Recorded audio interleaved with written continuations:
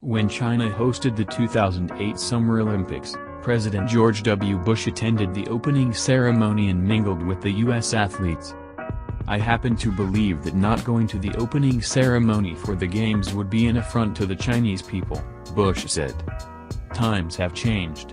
President Biden's press secretary, Jen Psaki, said U.S. officials are boycotting the Winter Olympics because China's treatment of the Uyghur minority amounts to ongoing genocide and crimes against humanity.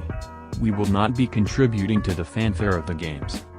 This diplomatic boycott by the U.S. and several other Western countries is symbolic.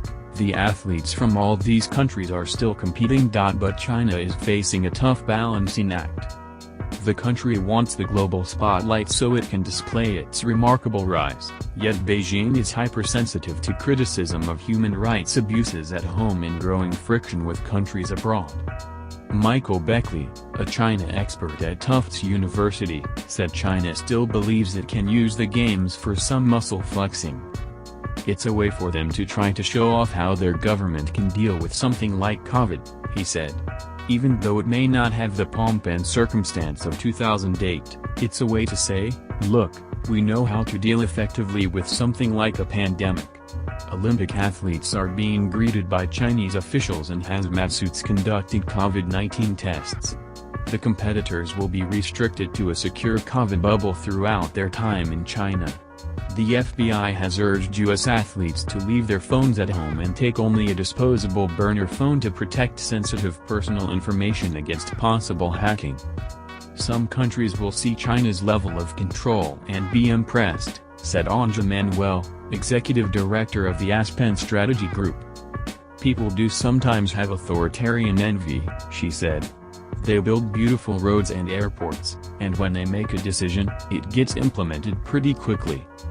That's fine," she added, "until problems arise and there's no way to change leaders. I think authoritarian envy can only last for so long before people really understand," she noted. Things have changed under President Xi. In the past, China's foreign policy was to lay low, keep its ambitions hidden and not create friction. That's changed dramatically under President Xi Jinping, who became president a decade ago. China has thrown off any semblance of restraint in its foreign policy, Beckley said.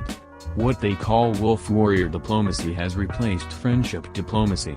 Xi Jinping has said anyone that tries to control China is going to have their heads bashed bloody against a great wall of steel. Xi is entering a crucial year. Not only is he presiding over the Olympics, he's seeking a third five-year term as the country's leader, brushing aside the tradition of just 2 terms. Due to COVID, Xi has not left the country in 2 years and has not received foreign leaders, though Russian President Vladimir Putin is scheduled to attend the opening ceremony on Friday. Meanwhile, China now faces rocky relations on multiple fronts.